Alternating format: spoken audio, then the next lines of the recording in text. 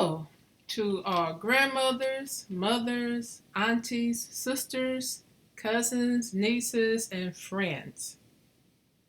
Get out and meet people. So, this particular Sunday, I decided to hang out in the back entrance of the Union Station and I sat and I observed a bit. I noticed a young canine. He was a mixture of German Shepherd and a wolf looking dog. He was all black. I approached the officer from the Los Angeles Police Department and I began to ask about the canine. I was happy to find the officer comfortable to talk to. He was eager to introduce his partner to me, and even though I could pet him, I decided not to. I am a dog lover, and once I pet a dog, it's an instant bond. But the officer told me that his dog was really a human. And I asked, well, why do you say so? He said, well, he's a little bit over 2 years old and that he knows his schedule.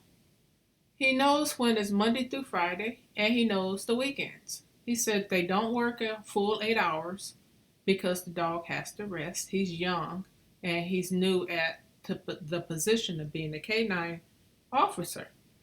And so I chuckled at that and I said, yeah, that's amazing how he knows his schedule. The officer said, pardon me. He said, yeah, he has his own alarm clock within.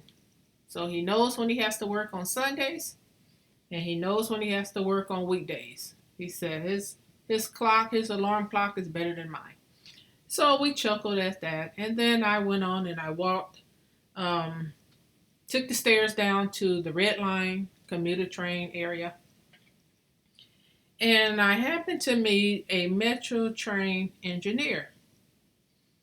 He was waiting for his next assignment, and I asked him how did he like being in the tunnel driving as opposed to street level train engineer.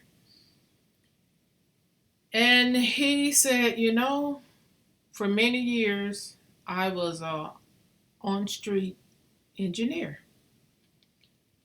But he said one day he was in a horrific accident. And he said it has taken years and years of therapy to overcome the sight that he saw. So he began to tell me that he was on his regular commute and he was driving the train. And he said there was a car in the distance that was stuck on the tracks. Because he said, by all alarms, the arms were down, the lights were flashing, and there were no other cars passing over the tracks, so he knew this car was stuck. So he said that he had begun to brake, and he said, well, the weight of a train and the speed, they don't work together. He said he began braking, but by the weight of the train, it still pushed his train at a very good speed. And he said as he approached the vehicle, he saw a large family inside. And at that point, he knew that he was going to collide with this family. He told me, he said, I would never, ever forget the look of horror on their faces. He said, I even had a look of horror on my face. He said, when that impact happened, he said all he remembered is waking up at a hospital and he thought he had gone crazy. He thought that it was a nightmare, a horrible dream. But he said through the years of counseling they told him he was not at fault. At fault was the driver.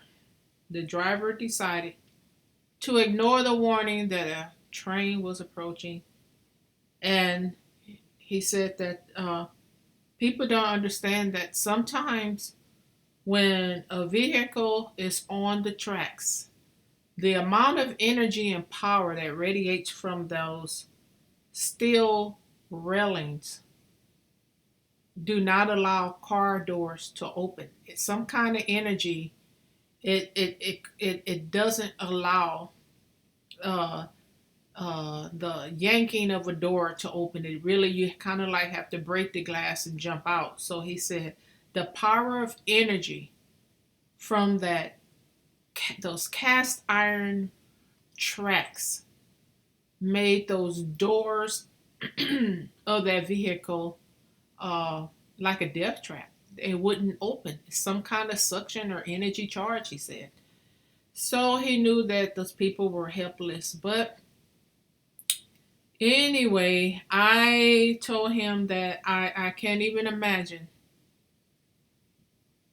what he had to go through. And he said, because of that, he said, I prefer guiding these trains in a tunnel. One way in, one way out, turn around and do the same route. He said he has not had any people that wanted to commit suicide jump in front of his train, but he said it's much safer and it's better for him. And because he had the love for trains, he did not want to stop being an engineer.